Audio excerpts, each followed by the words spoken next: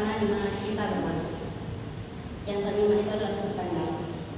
Sudut pandang itu adalah posisi pengarang dalam menyampaikan sebuah cerita. Dan yang keenam itu adalah amanat. Amanat itu adalah pesan moral atau pelajaran yang tidak disampaikan. Selanjutnya ada struktur teks cerpen. Ya.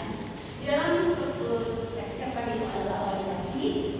Orientasi itu adalah bagian awal yang memperkenalkan tokoh, latar dan situasi. Yang kedua itu adalah konspirasi. Itu adalah bagian di mana konflik mulai muncul dari berkembang. Yang ketiga itu adalah resolusi. Itu adalah bagian akhir cerita yang menyelesaikan konflik dan menutup cerita. Selanjutnya, kaidah kebahasaan teks cerpen. Di dalam kaidah kebahasaan teks cerpen yaitu adalah diksi.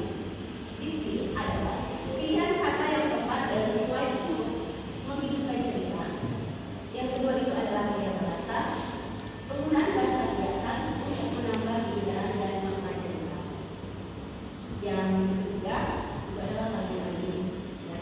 Kalimat ini adalah kalimat yang terdiri dari dua klausa atau lebih untuk memberikan informasi yang lebih kompleks. Yang keempat itu adalah dialog. Dialog itu adalah percakapan antara dua orang atau lebih. Yang kelima itu adalah topik dalam cerita hidup cerpen dalam kehidupan sehari-hari.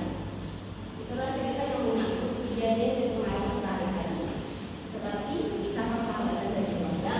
Itu adalah cerita yang menyangkut hubungan antara manusia dan lingkungan persahabatan. Yang kedua itu adalah cinta dan romansa. Cinta dan romansa itu adalah cerita yang menyangkut tema cinta dan hubungan romantis. Yang kelima itu adalah petualangan dan fantasi. Petualangan fantasi itu adalah cerita yang menyangkut tema petualangan, perjalanan atau dunia fantasi. Yang terakhir adalah misteri dan horor. Misteri dan horor itu adalah cerita yang menyangkut tema misteri, undangan atau kejadian supranatural. Baiklah, dari penjelasan yang Ibu jabarkan di hari ini, apakah kalian bisa pahami? Bisa dong. Sekarang untuk ke orang Setia, sebutkan struktur dari teks cerpen.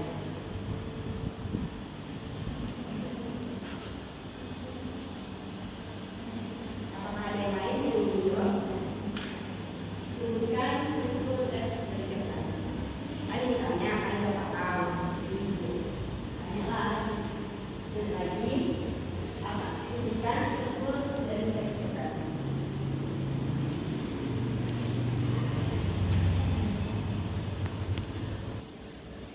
Baiklah, ada yang ingin menjawabnya?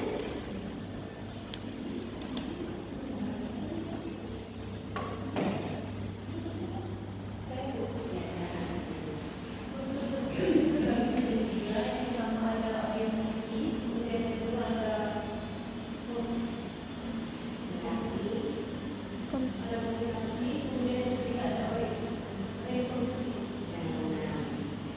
Baiklah, saya sudah paham semua. Ini dengan yang kedua, tugasnya adalah kalian membuat cerpen yang jelas sebagai dengan persahabatan, perusahaan, dan lain-lain yang juga semuanya. Dikumpulkan